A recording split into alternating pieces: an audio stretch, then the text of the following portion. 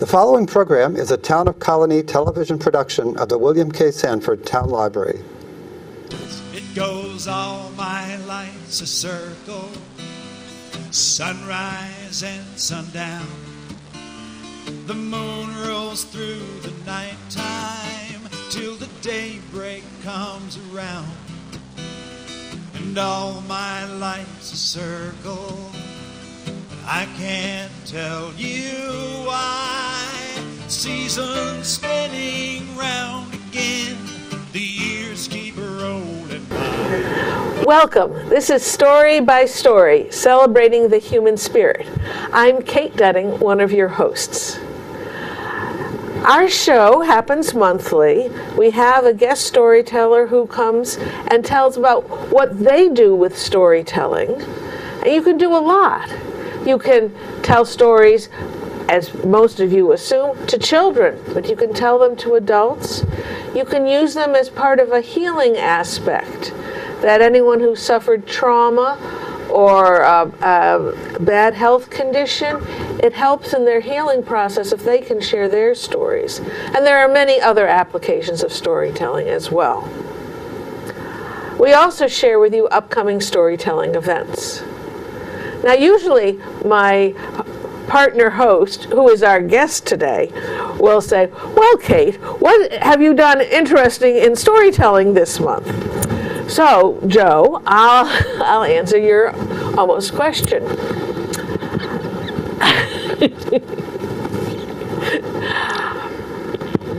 I spoke with Margaret French. We did 2 sets at First Night Saratoga, the celebration on New Year's Eve. Our topic was the kindness of strangers. Our first set was at 6, and we had about 15 people. Our second set had an overflow. We had standing room only, and even that was a little dicey. That was, I believe, because in the same building down the hallway, in a very large room, there was Comedy Works, and I think we got the overflow from their 8 o'clock set. So some people left after a story or 2, but we still ended up with about 30 or so people. And I think we introduced some of the overflow from Comedy Works to stories that had humor in them, but showed that the kindness of strangers is everywhere. So I think it's time to introduce my host, because this is really weird for me just to be talking all by myself here. And today we have Alden Doolittle, also known as Joe, who's usually right here. And welcome, Joe. Well, now I'm over here. But now you're over I'm over here in the guest seat, and we talked about, we do talk in some strategic way about who's going to be on the program, because we like to have a mix of people and ideas. And Kate suggested that I be the guest, so I'm going to be the guest and talk a little bit about how I use stories and how I acquire stories. And most of the time it's going to be about some of the things I do as a volunteer chaplain at Albany Medical Center. So how did you, I know your day job, Yeah. the job that you were in for a long time involved the medical field and administration. Is that Right. I'm a recovering HMO administrator. That's the way I usually describe it. Okay. And in the mid-'90s, I left the operational side of it and was going to consult and look for something else. I was in my mid-50s maybe, and I'd always thought about doing ministry and never really felt a strong call.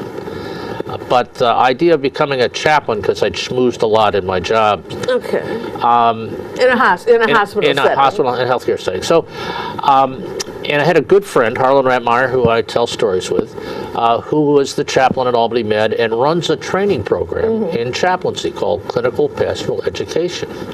So we So is talk- that like a graduate school, or? Well, it's a CPE is a 6-hour graduate level course that can apply toward a Master's in Divinity. And I had actually started a part-time Master's of Divinity as well, and this was part of that experience. And CPE runs for an academic year, and you have 1 day of lecture and feedback, and the feedback is on the visits that you make twice a month when you're on call. You're actually the chaplain in the hospital overnight. And that's formatted a lot like programs for psychology or social worker. They do what we do verbatims, which is actually the script of an interview or of a contact you've had with a patient. And then you reflect on that, and your peers kind of reflect on it. And that's how you kind of gather the skills to become a chaplain. So, as part of your training process, you tape your interaction with patients, Right. and then No, actually, just from your notes and recollection, Oh. you do the dialogue and things.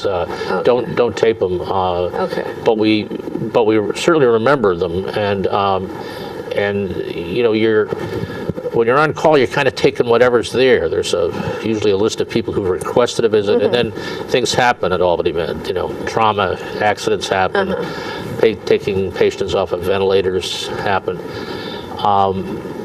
And the interesting thing about I was a storyteller of sorts before all that was happening. But one of the difficulties I had was praying with strangers. Prayers tend to be, even when you're saying a prayer in church with a congregation around you, you're kind of saying it, you know, it's almost anonymous. You're talking to God and you're not really cognizant. But when you're with the person that you're praying for, like a patient in a bed or a family member who's sick, that's pretty personal. And you walk into a hospital room and you don't know these people. So I had a hard time going to the prayer side of things, and I realized that I had to engage things more. So I would seek with a couple of questions about, you should do well, where are you from, that kind of thing. And I began to find things like, well, do you ever hang out with guys or girls you went to school with? And that's what I call kind of a tracer question, because the person has to go back in time and bring you current, if that one works. Probably the most generative question is, how did you meet your spouse? How did you meet the person you love? And sometimes the person who they love is in a coma in the bed.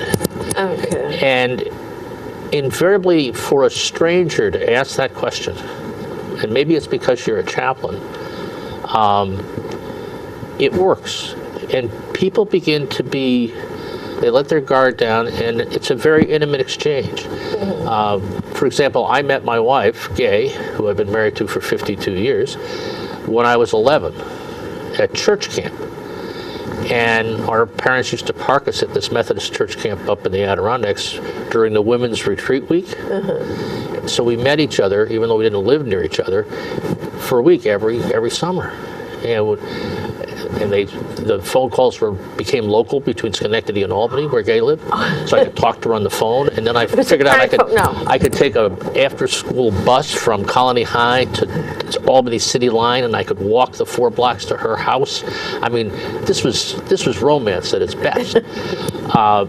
So that's It could be a TV series. It could be a TV series, but it's a pretty good story, and so this is a very poignant story. I'm going to talk a little bit about this engagement process through a story, if that's okay. So you just happened upon this? Well, or was this part of a discussion? It was in part of class? a discussion because the discussion actually came up around me confessing that I was awkward about praying with people I didn't know. Okay, because I come in the Catholic tradition, and we got some prayers. There's that you can. Hail Mary, full of grace. Right. So I mean, but you're talking about praying extemporaneously.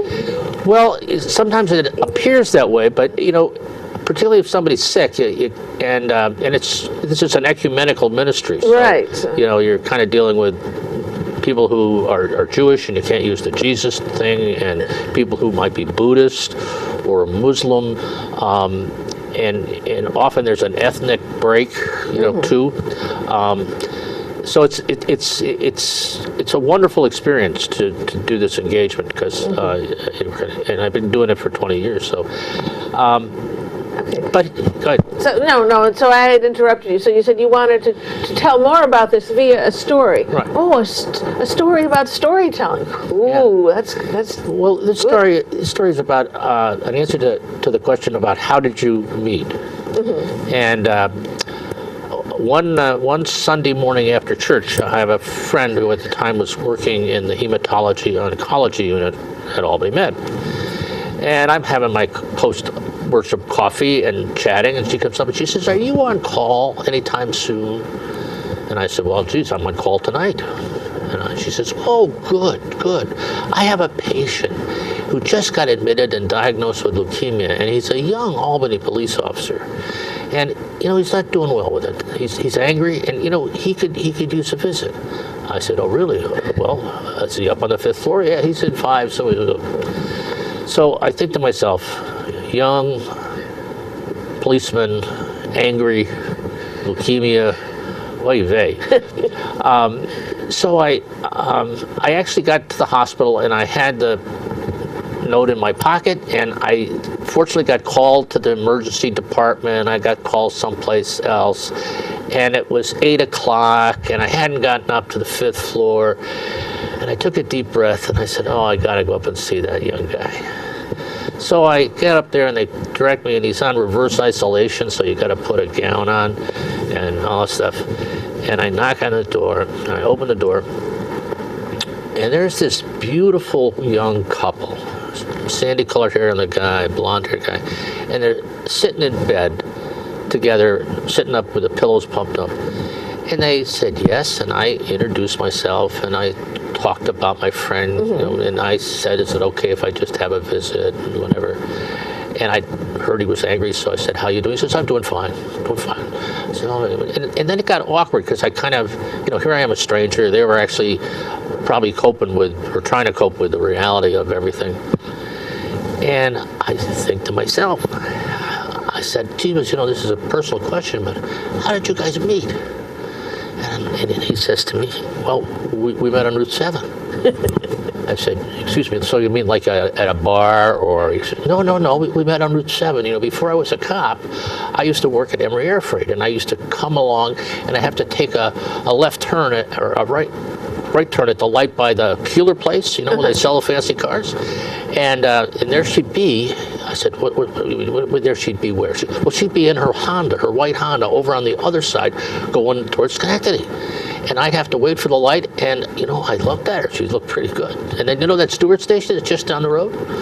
One morning, I'm gassing up, and in she comes, and I get a good look at her. And, she's a pretty good looker. I said, "Yes, she is. So let me get this straight. You've kind of ogled her in the parking lot of the Stewart's. Well, it wasn't really that bad. No, I did notice him. I did notice him in his truck." I said, "Oh, you did notice him, yeah. But I just broken up, and I wasn't, he looked interesting, but I just went and got my coffee and went on my way to work." So, is there a third step? He says, "Yeah, you know that big brick church just down the road from Stewart's on the other side of the street?" I said, "Yes." Well, I got there early, and I came in, and I parked my truck in the parking lot, and I waited for her to go by. It's early in the morning. There aren't a lot of traffic. I said, "So you're stalking her?" Well, not exactly stalking her, but I followed her, and I found out she worked at Bellevue Hospital. Oh, that was interesting. She said, "I'm a lab technologist at Albany, at Bellevue Hospital." "Oh. Is there a fourth step?" He says, "Oh, yeah, there is. He did the nicest thing. Well, what did he do?" Well, he went over and he bought a beautiful card, and it was Monet's Water Lilies, and he went over and he put it on my driver's side, and it was raining, so we actually put it in a Ziploc bag.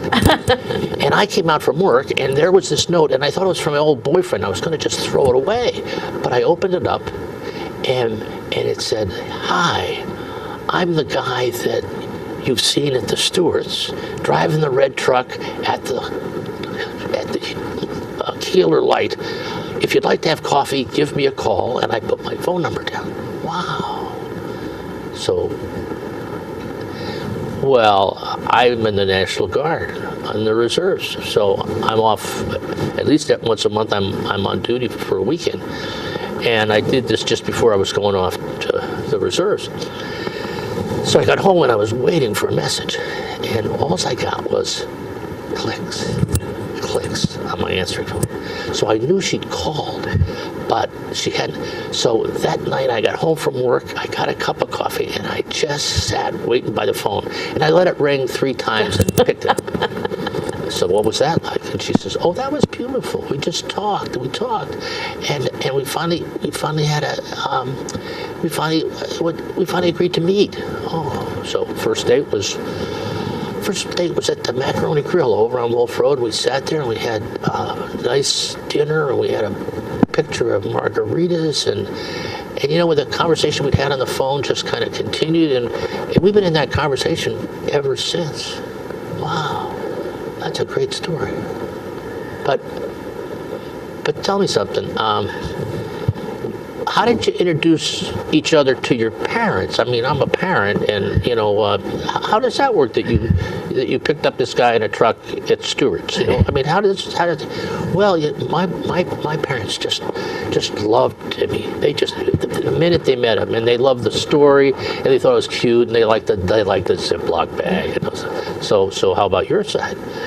Well, my parents fell in love with her. They did. And actually, my father got up from the table in the middle of dinner and pulled me into the kitchen. And he says to me, he says, "Timmy, my boy, I gotta say, this woman is a keeper. You best be really on your toes and make sure that this goes all the way. I'm just advising you." Well, that's pretty strong for a father to say. He says, "Well, I'd already figured that out, so it was only just reinforcing what I already knew." I proposed about 3 weeks later, and we've been married for a year and a half. Wow. Gee. I've heard a lot of stories, but I've never heard one like that. And I believe that stories are really strong. And I believe that your story is kind of so full and enthused and infused with the Holy Spirit, that kind of spirit can carry you through the next couple of months and do it very well and do it very positively. I'm hopeful because I just think that that's all that you need. All that you need, you really have. And he says to me, he says, "Oh, I wish that could be so. I pray that could be so." And I looked at him and I said, "I think we just did." And I said, "Amen." I've heard it before, and it's just a wonderful story. And it actually happened almost like that. And I think for me it's a companion to another part of this ministry as a chaplain, because what really happens when you walk in that room as a stranger is that you're not going to leave there as close friends, but you are going to leave there in some way with a manifestation of a loving contact. You can call that the Holy Spirit. I'm not going to try to evangelize here, but there's a palpable presence in human relationships, and sometimes you're able to actually describe it for the people that are experiencing it because they can't describe it or they can't articulate it. And articulating the presence of the Holy Spirit, I discovered, was what prayer with a patient is all about. And it took me a couple of years before I realized that was going on. And it has strengthened my faith because I am aware of that presence of the Spirit in situations, and some of them are not situations that are necessarily holy at the time, you think, but it's there. And that's what I've learned from. There's a sense of the engagement of things. It's a wonderful thing you're doing. Well, it's a blessing to me. I don't have an organization to go schmooze with, and I've been doing it long enough, so I know a lot of people in the hospital, and when I come around, thanks to the CPE program, which puts students out summers and during the academic year, staff know what the chaplains are there for, and you can walk on the floor and kind of say what's going on, and they'll say, "Oh, nothing." I said, "Is that right?" He says, "Well, there's one patient that probably could. You know, here. What do you think? Well, why don't you go down?" And they'll reach out, and that's when the blessing happens, because you kind of stumble into things. Because their story. Now, I was brought up Catholic, but I really don't follow any faith tradition now. Occasionally I kind of pray, but it's like, in case anyone's listening or to whom it may concern, but the way they met was so, they kept on meeting, and I mean, it was meant to be, whatever power you want to call it. Right. I mean, they were really meant to, and you reminded them that there was this strong connection that they had, that got them together, and that their families were so supportive. Immediately realized that this was to be. The other storytelling element in the situation is that they knew the story. They had told the story before. They actually passed it back and forth as a tag team while they told it, and so that they were proud of it. And in a way, what I said to them about that spirit thing, they already knew. They were living that connection, and that was really beautiful. And one of the other tragedies, I suppose, is that I don't know what actually happened to that guy. I met him once. He was discharged for part of his treatment and probably came back. And your paths never crossed. Never crossed. I just heard this on the way here. StoryCorps. They have been collecting stories since, I think, 2007. Of a pair of people come together and talk, and it was about medics, and one from Vietnam and one from Afghanistan, and being reunited with someone they had saved. Wow. And one of the medics said, I never knew in Afghanistan. I never knew. I patch them up and off they go. Right. And I never knew. Yeah. The one in Vietnam was a medic assigned to a platoon. So he and his platoon he knew everyone in the platoon. Right. And so, but he said, the other medics said, yes, I never even knew if they lived, let alone anything else about them. And a nurse, the Lib Liberty, that's an emergency, a MASH unit. Yes. Again, she said, usually I never ran into him again. I never knew. So I was thinking, but even if he didn't survive, that story, that memory that you shared with them and that you reinforced with them would have helped them however the medical situation went. Yeah. It's been a good experience, and I learned a lot about storytelling, and I've harvested a lot of stories, but I don't tell many stories about it. That one's so good you can't not tell it, because they're personal, and they aren't involving directly with me. So, and I don't use the same names or something. But anyway. But I've got some other things we want to cover, but I also want to hear what's going on in the world of storytelling. Okay. Well, we're only at 23 minutes in, but we can do that now. But just to let you know that how the pacing is going. We have plenty of time. Okay. Well, I first have to mention that First Tuesday Tales and Stuff is canceled until further notice, or what I'm not quite sure. Arthur's is undergoing renovations. Well, we had a great night at Arthur's last week with Janine Laverty, and we had some wonderful stories from Janine about growing up in Iowa. She told personal stories, and Janine's been a guest of the show, and she usually doesn't tell personal stories, right. so these are very rich. And we had musicians and poets, some of the writers group, the critique group from downtown in the Stockade.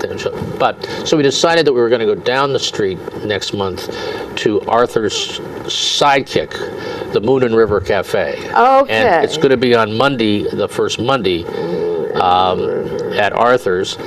And then I'm working on some rotations. Yeah, first Monday. Yeah.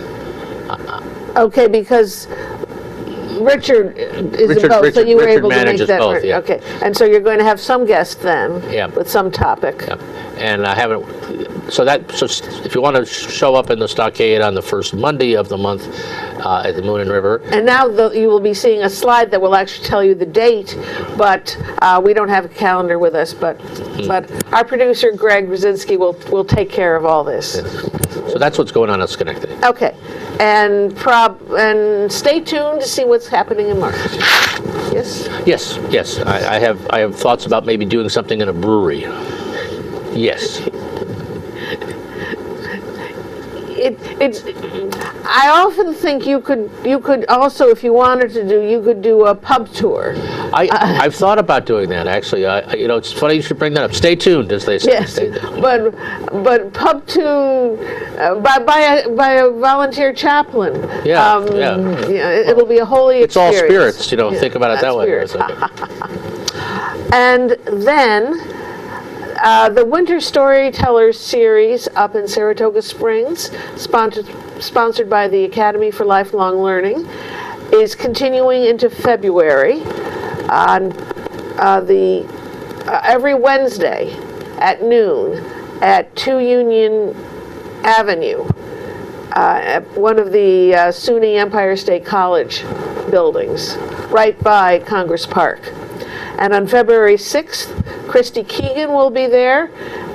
Her program is called Just Sayin'. On the 13th, Siri Allison will be there. Story Prisms is her topic. And then on February 20th, Kay Olin will be there telling Iroquois stories. And each of these wonderful storytellers have been a guest right here with us. Kay was with us last month. Right. Well, with you, because I came down with it. Now on the 27th, that's a snow date. In case anything, we're still in January taping, so the 27th there might be somebody. You can always call Academy for Lifelong Learning to see if. And for those of you close enough to get to Saratoga, this is a wonderful opportunity to hear some great tellers, and the audience is a wonderful cross section of the community, and are good listeners, and it's wonderful to listen to good stories with good listeners. And it's free. That's even better. The only downside is there is no parking lot, so you have to find on-the-street parking. But you can handle that, I'm sure. Okay, so here's a series that Joe has set up. Shawnee series, is that what we're calling it now? It's at the Irish American Heritage Museum on Broadway in Albany. And it's a new date and new time, second Sunday of the month at 3 p.m. So on February 20th at 3 p.m., stories that run hot, cold, and green with Lorraine Harton-Gilardi and Karen Pillsworth. Who are coming up from Kingston and down in the valley, and they're wonderful, charming, engaging storytellers. Yes, and they too have been here.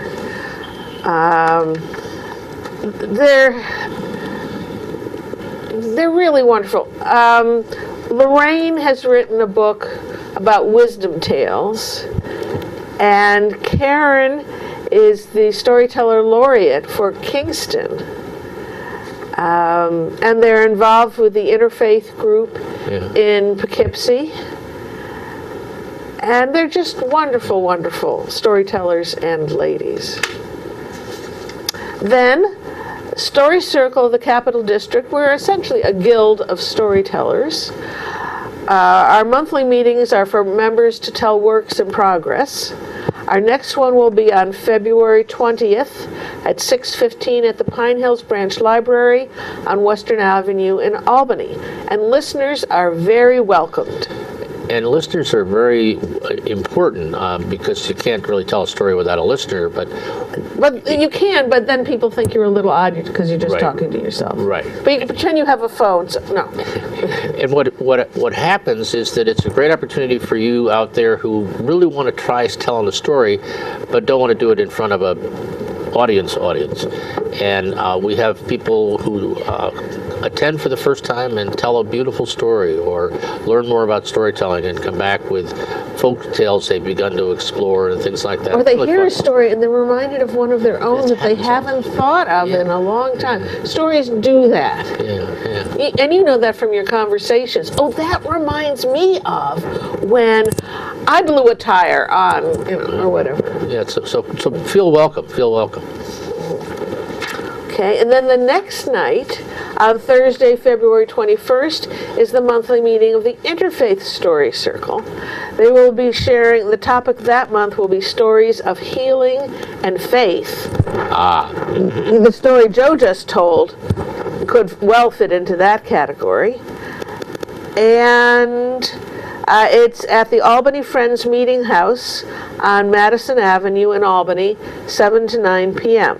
Free and open to the public. And that's a nice place to gather for stories because it's a big room that's cozy, and it's an old manse on Madison Avenue with a beautiful bay window that kind of looks out at the traffic of the street. It's fun. Oh, I was picturing the Unitarians. Wrong group, wrong place That's altogether.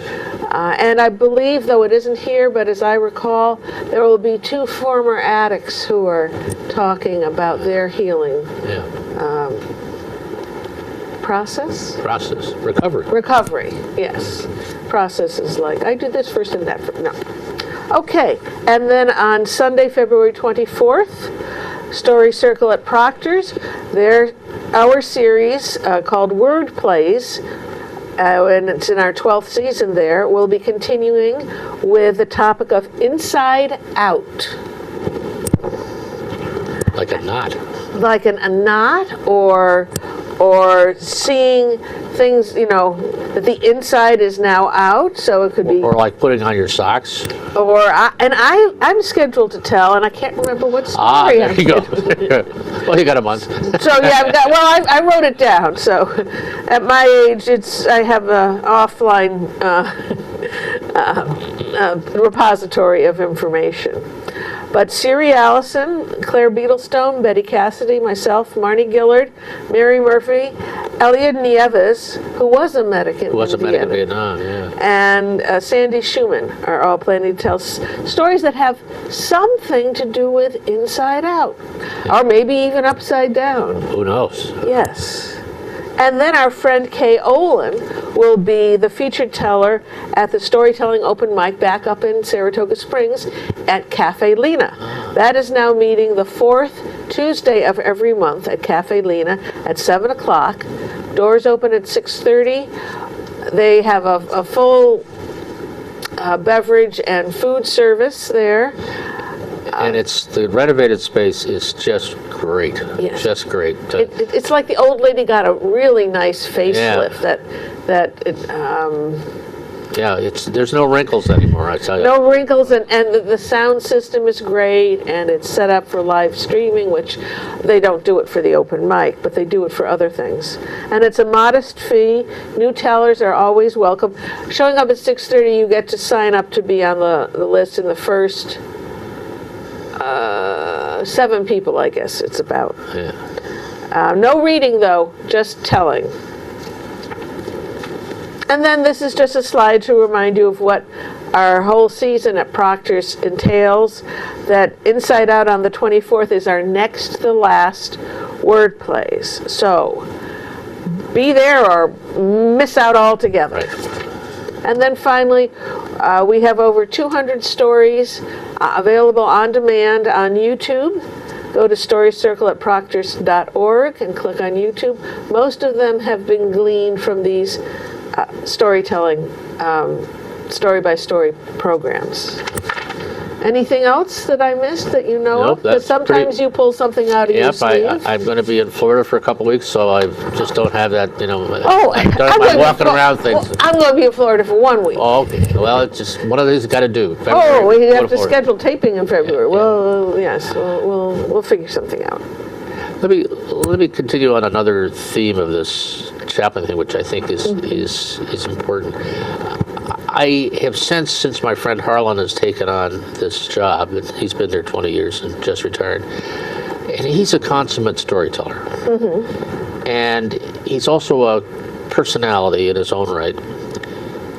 And the number of chaplains trainees he's had there in 20 years is significant. Mm-hmm. And what's happened is this ability to be present, to describe the situations spiritually, to describe the impact of the Holy Spirit, has had an effect on the culture of the institution.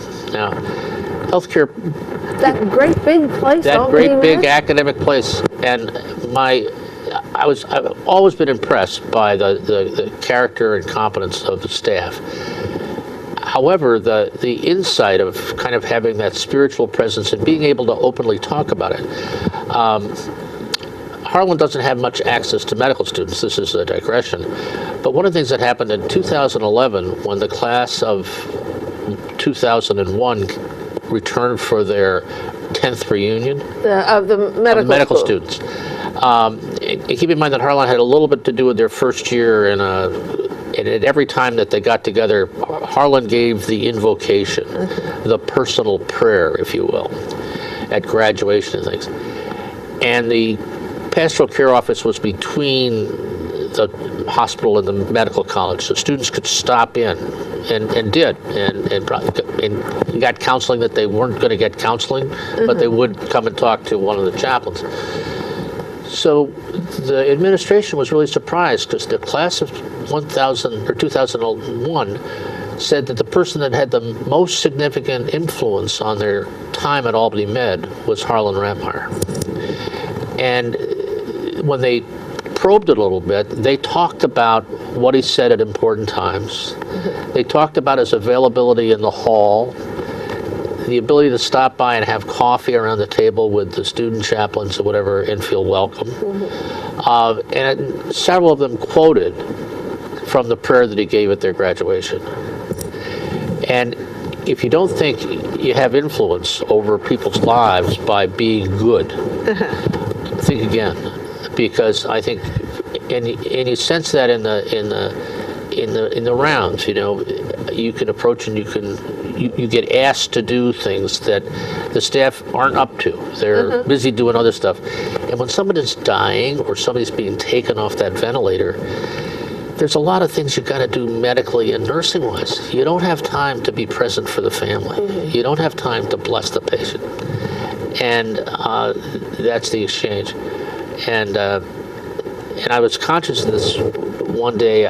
Early in my rounding, I bounced into the cardiac care unit, and I asked the question, hey, what's going on? Anything I can help with? It says, well, my patient needs a chaplain. Probably he's had a rough day, but I'm not going to bother you. And this nurse was not like, the spirit was not working in her. So I floated out, and about an hour and a half later, I got paged to the coronary care unit. And I come on the unit, and here is this grouchy nurse coming down the hall with tears in her eyes, saying, "Oh, you came. I said, "Yes, what's wrong?" She says, my patient. Well, there had been a code. This guy had coded. And she... Which means... Yeah, he's pretty seriously on his way out. Yeah. So then I hear her announce to the code team. Now keep in mind, there's a resident up on this guy's chest pumping him like this. She says, "The chaplain is here, the chaplain is here." And I actually looked over my shoulder because I was looking for him. And I realized, and there's everybody looking at me. And they're all, they got sweat on their brow, they're and they're in the middle of this thing. So they part. So I come in and I for a guy that doesn't like to pray with people right off the bat, You're on. So, Sorry.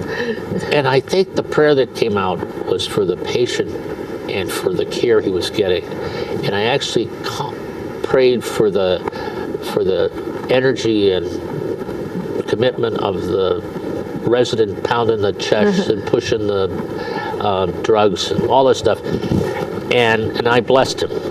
And of course, while he's trying to save his life, I'm passing his spirit over to the other side, which was a little ironic. But we all knew that this was probably not going to work. So I back out, and they go back to earnest work, and he passes away. And I go back in with the nurse. There's nobody else there that hadn't. And I came back and met with the family. And after the family left, she's there, and it's about 10:30, so it's half an hour thing. And I said, well, how are you doing? And she says, well, I'm sad. He was such a nice person. He said, I've cared for him 3 nights running, and I never expected this to happen, but I knew he was going down here. And then she looked at me, she says, I don't think I was too polite to you earlier in the shift. And I said, that's okay. You were just wearing your heart on your sleeve, I said. And we had this conversation. And that's intimacy. You don't get those moments with many people in the course of a day, or much less a week or whatever, but they happen. And then if you try to compliment that person, and this is the other part of the story, I said, well, you've been doing great work. And she says, well, maybe, but I'm just doing my job, And I said, well, thank you for that. And so that the part of this that's probably most important in the hospital is that the staff are really the congregation. And the visitors and the patients are important, but they're actually guests. If you think about it, they just, and the staff stays behind, and they support each other and do all this stuff. And so some of the things that we do as chaplains, it's just kind of help them be present with themselves. And they're pretty good at supporting themselves without us, I gotta say. One of the, I think it's funny, but it's actually kind of wonderful. The chaplain's corps does ashes on Ash Wednesday. They cover the whole hospital complex, even the off-duty things, and they'll go around and they'll bless people and put ashes on them. And it's become a ritual. And even people who are not religious want the ashes because it's a matter of getting touched. And we often don't touch people in the way. And I thought it was peculiar because I've never been an ash person. But it's part of the connection. And if it were not to happen, the foundations would shake. Okay, so they've... Yeah. This is the work we do. This is the work we do. And it's an unusual badge of honor, but that's where it's gone. And I must say that the work of the culture of the organization, in my observation, and it's a little different in different. And I know you've done a lot of interesting things, kind of looking at the impact of stories in organizations. But I think that the stories that people tell about what's going on the unit is part of the transmission of that caring and that spirit stuff. And while it's the communication people tend to, they try to capture some of these stories in the monthly, promotion things. And those are good, but they aren't the same as just kind of the... I have one more, actually. Okay, well, I'd just like to reflect a little on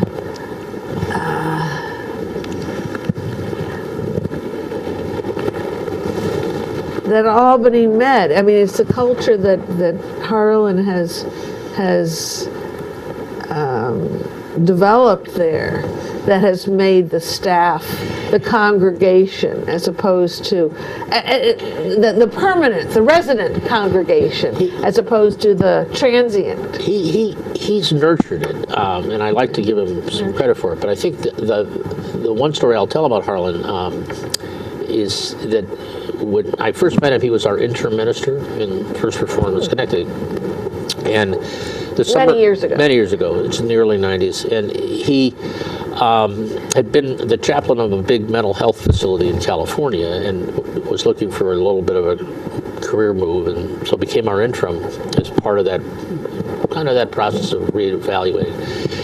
And a good friend of ours had a daughter who came home from college with leukemia, not unlike my young police officer. And Harlan cared for them at Albany Med. He went back after our minister arrived, and he went back to California, but he stayed in touch with Jossie, the 19-year-old. And she had a bone marrow transplant at the Cleveland Clinic, and it didn't work. And Harlan was asked to come back and do the memorial service because he had really stayed in touch with us. He actually wrote it on my back porch. He flew in, and there was a young kid from Scotia, this was, full house at our church. A year and a half later, he's in New York, and somebody says, there's a job as a chaplain up in Albany Med, and if you wanted to get close to your grandkids in Vermont, you ought to look at it. So he calls him up and says, and he comes up kind of on the spur of the moment, but he's on the East Coast, and he lives on the West Coast, and so they have an interview for him. And here's this kind of scruffy guy from California, and they got the search committee. So they said, well, you live in California. Have you had any experiences around Albany Med? What brings your interest here? And he tells the story. And halfway through the story, these two nurses look at him and they point to him. They said, you did Jossie's memorial service. And the interview was over. He had the job. Just like that, because they recognized. And so the culture was there because the fact that you had some of the nurses from that hemonc unit at Jossie's memorial service, and she didn't die at Albany Med, but they knew about it and kept in touch. So there's a robust, caring culture that has been shaped by Harlan, perhaps, but it's a pretty rich piece of clay, I think. Like most healthcare organizations, they vary, but I find that it's not what you expect from a big teaching hospital when you're up on the units. Yeah, patient number 72. Right. And I have a story that illustrates that surprised the heck out of me. And we have, just a second, let me do the math, 12 minutes left. Okay, so. we'll do this and talk about it. This is a story I call Zach and Jenny. And when you're chaplaining, you get paged. And it's about 9:30, which is after visiting hours. And I hear this. To me, all voices are young on the phone these days. This voice and male voice says, thanks for calling me back. I've got a patient, and she's in the process of passing away. And her family left early in the evening, and she's here all by herself, and she's been in a car accident, and and I said, now, where are you again? He says, well, I'm on the step down in the ICU unit up on the 3rd floor. I said, oh, yeah, okay. Well, why don't I just come up? So that'd be nice.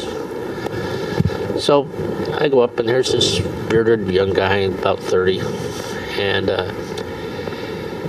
so we get to talking, and I says, well, what happened? Well, she was a librarian in Bennington, and she was going to work, and she had a car accident, and, really has never done well. We thought she was doing well, and then she tanked.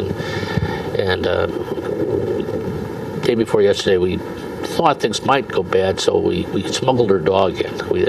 She got her dog in. We actually had the dog here for 3 hours. It was really kind of pleasant. I said, but her family decided not to stay. He says, no, the weather's closing in, and they just, sometimes it's just not the thing family wants to do. So it's just you and me. He says, yeah. He says, and I thought you ought to have a prayer. I said, well, can you tell me anything more? Well, she lives in New York. She doesn't live in Vermont. So I looked at him, and I began to pray for this the love of puppies, for the nature of family that drives home in the winter storm, and the touch of nurses. And it was a pretty good prayer. I mean, I'm a chaplain. And just as I finished the prayer, I heard this beautiful tenor voice singing, it must have been Schumann's Liebestraum, but it was, wow. And I looked over, and there's Zachary, and he is just holding the woman's hand, stroking her hair, and singing this classical love song to her. And I'm just dumbfounded. Well, it's easy for me, but I mean,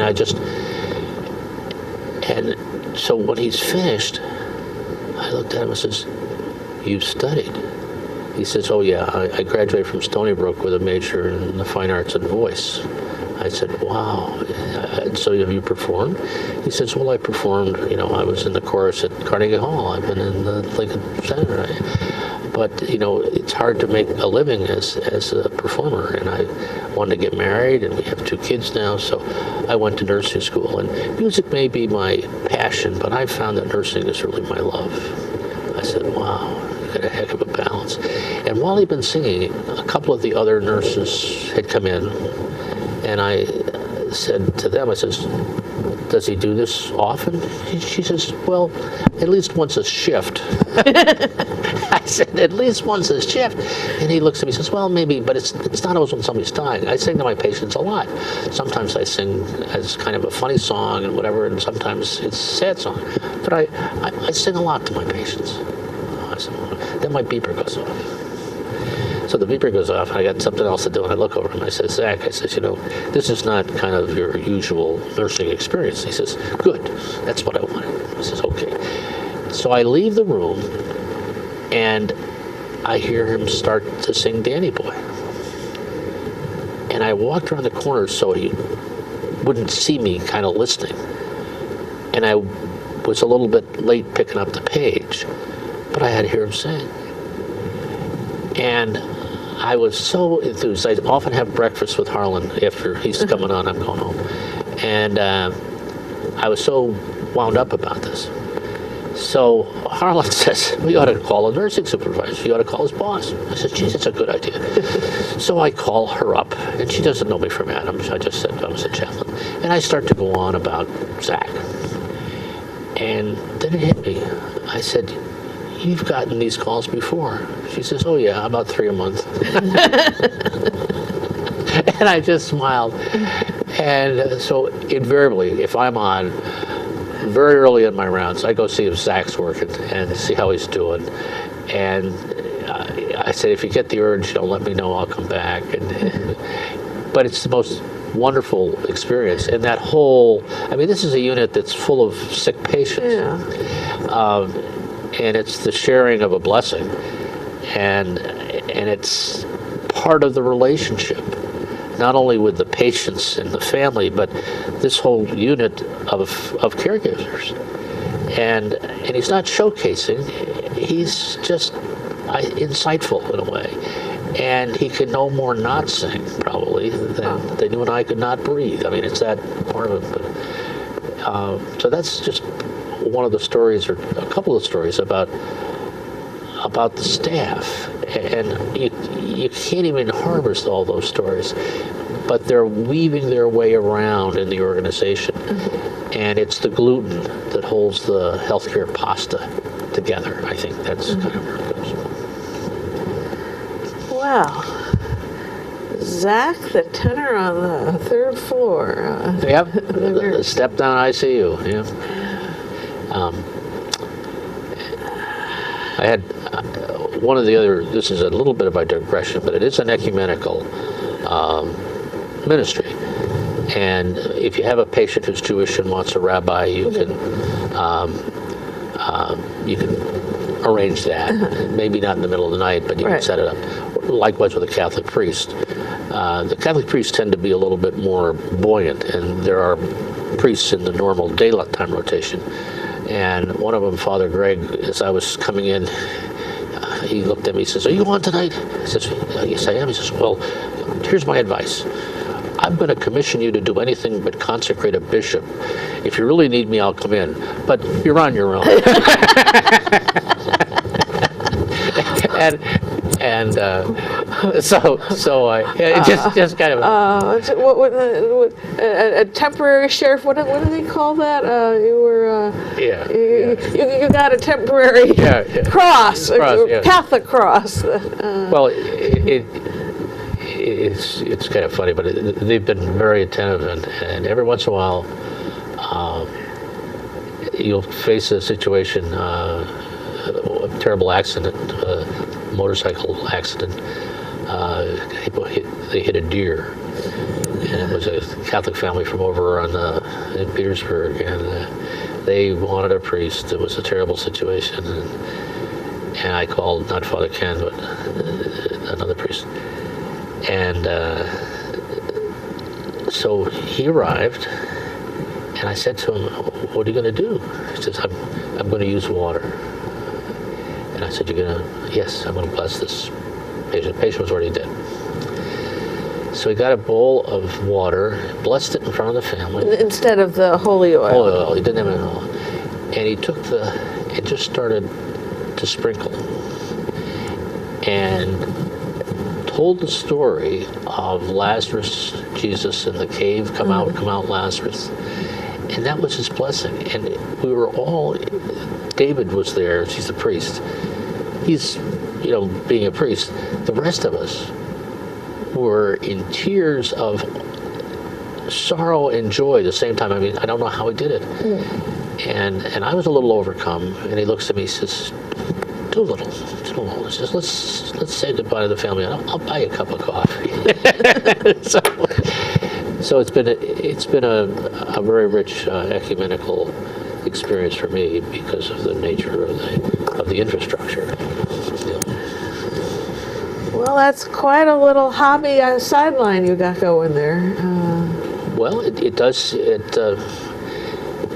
It provides a little pace to life, and it's never the same. It's about once a month you do Once this? a month, sometimes twice a month if somebody calls in sick or whatever, and it's been a gift, I think,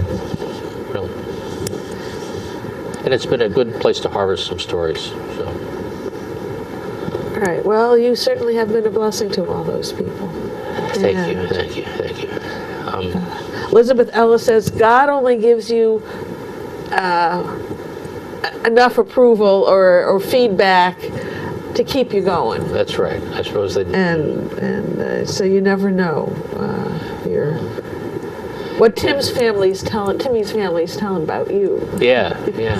That's true. Yes. There are some continuing relationships. I think over the last 20 years, I think there have been 4 or 5 patients that I worked with who weren't churched. Didn't have their own congregation. Okay. So after working with them, they'd call the chaplain's office and say, we had this chaplain. Some of them don't even remember my name, but we're having this memorial service at this funeral home or whatever.